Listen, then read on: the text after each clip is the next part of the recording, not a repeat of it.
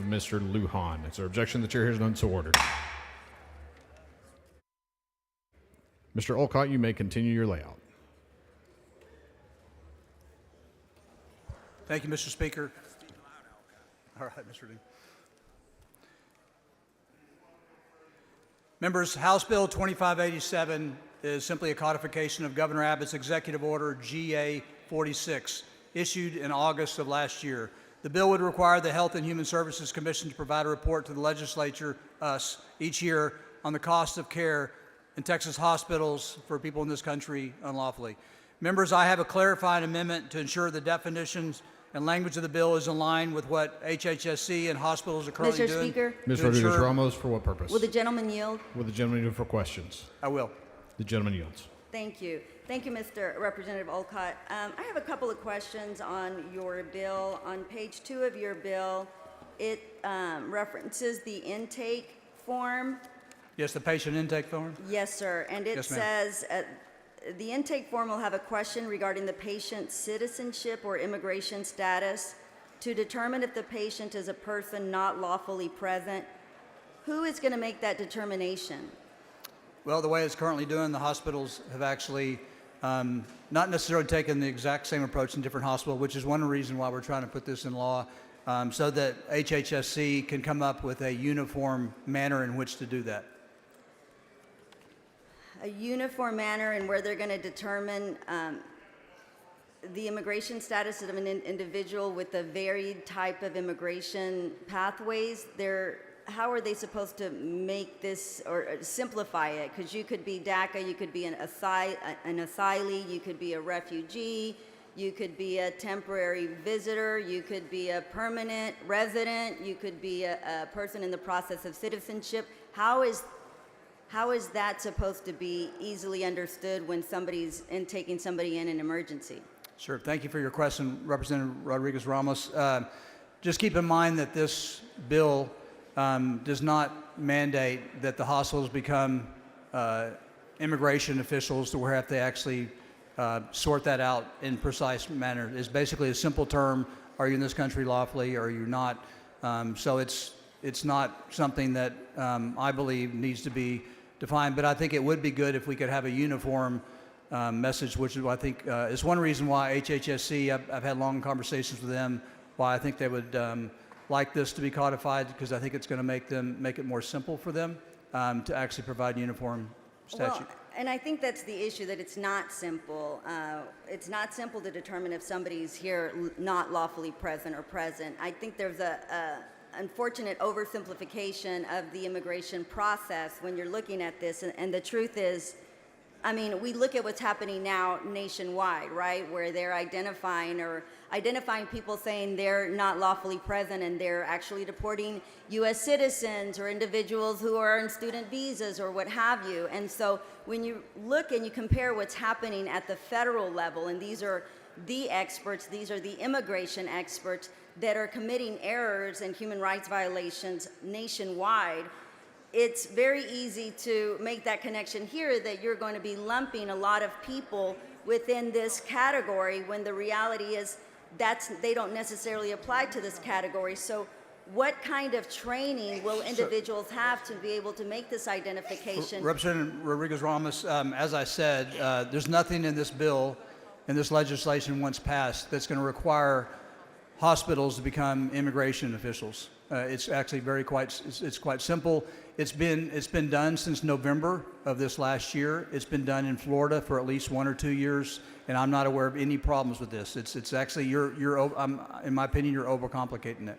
Well, not at all, sir. So if it's been done in hospitals, and who is the one in the hospitals making those determinations now of somebody's individual immigration status? As far as I know, no one is actually, it's not an individual. It's actually on the patient intake form. So basically, the hospital has a patient intake form that when the people are in there, and actually that's part of my layout too, that I think maybe be good to get to right now.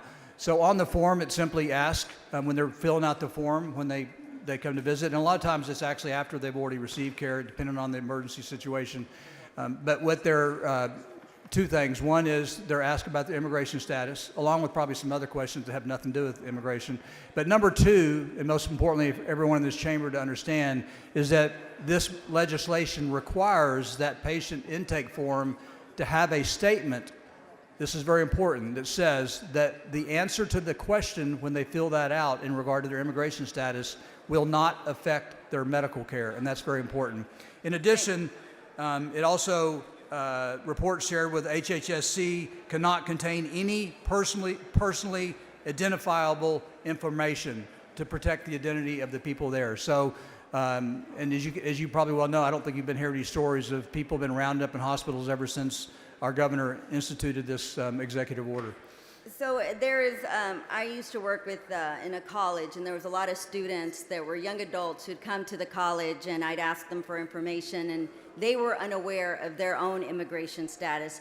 Are you aware that that's going to be, additionally, the information that you will be receiving is going to be it's not going to be accurate or valid, because there are people who do not know their immigration status, who do not know that they're here without status or what their status is.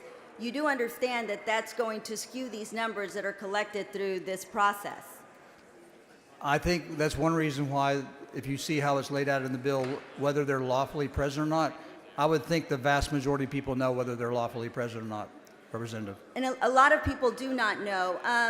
As part of this process, there's a lot of immigrant rights groups and individual groups who really highlight the contributions of individuals, immigrants and individuals with unlawful status.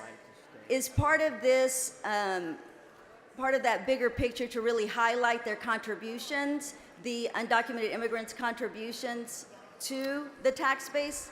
That's not the purpose of this legislation, but you're always offered, you're welcome to offer similar legislation to do something like this and looking at the benefits. I know there's a number of organizations out there that actually look at that and look at the net cost of immigration. I know the Federation for American Immigration Reform does that. They look at the average net gain, whether the tax is sales tax or whatever, and then how much they're actually taking out of the system. That's not the purpose of this study. We're focused and honed in on how much does it cost hospitals here in Texas to provide care to people that are here unlawfully. It's very simple. Well, and when that information is finally collected, whether it's likely going to be invalid or not actually reliable data, and we'll use it to compare that, were you aware that undocumented Texans paid nearly $5 billion in state and local taxes in 2022? Okay. That And may be true, but that's really not what this bill addresses. Well, and I'm sure that this bill, whatever information it does gather, that we could put toward that information. And when we're looking at the grand picture, have you considered that undocumented Texans also contributed over $700 million more to the Texas economy than they received in services? I'm not advised on those numbers. And in this bill, we talk about the uncompensated care, but do you know if undocumented immigrants pay taxes? Yes, they do pay sales tax. What other kind of taxes do they pay? I'm going to stick to this bill. This bill has nothing to do with taxes provided by illegal immigrants. Yes, sir. We're talking about uncompensated care, and I imagine these are hospital visits to the emergency room. And, for example, I pay my property taxes. We were just talking about property taxes. There's a line for the medical Parkland Hospital that we pay taxes for. And we do know that just because you're an undocumented immigrant doesn't mean you're barred from paying those taxes. So whether you're an undocumented immigrant that rents a property or owns a home, you still have to pay those property taxes that go to Parkland. So are we going to calculate, are we taking into account that they too are contributing to those hospital expenses? And will that play a part in any of your calculations in terms of uncompensated care? Or let me say, would you accept an amendment that includes that information in your report, that we're able to identify these undocumented immigrants? Let's say we identify there's 300, but we calculate that those 300 have to live somewhere within the vicinity. And in that vicinity, the average rent is XYZ. And those rent those renters pay this amount in property taxes that go to your local hospital district. So if they're using $2,000 in medical services, they're paying $4,000 in property taxes. Is that going to be anywhere in your calculation? Representative Rodriguez Ramos, once again, I think you're overcomplicating this. This is very simple. Of course, you're welcome to introduce legislation that looks into that, but this bill simply focuses on how much does it cost hospitals to provide care to people that are not here legally. And so it's, you bring up some interesting points, but it's not really relevant. You could make it relevant, but this bill is confined to that simple thing that the governor, through an executive order, did back in August. Well, and I think it is completely relevant because it's unfortunate that with some information like this, we're misleading the public, essentially continuing to lie to the public by not providing them the full story. When we're talking about uncompensated care, you were mistaken in saying that undocumented immigrants only pay sales taxes. It's unfortunate that you didn't recognize that they also pay property taxes, and within those property taxes, they are paying for the health care that we all receive and many times that they don't access. So when we're asking for this type of information without providing the holistic picture, we are completely continuing to mislead our public about the true benefits of this community, and it's unfortunate that we continue to perpetuate this great lie. Thank you so much, sir.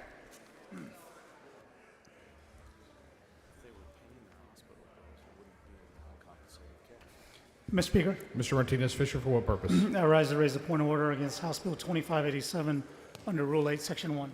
Please bring your point of order down front.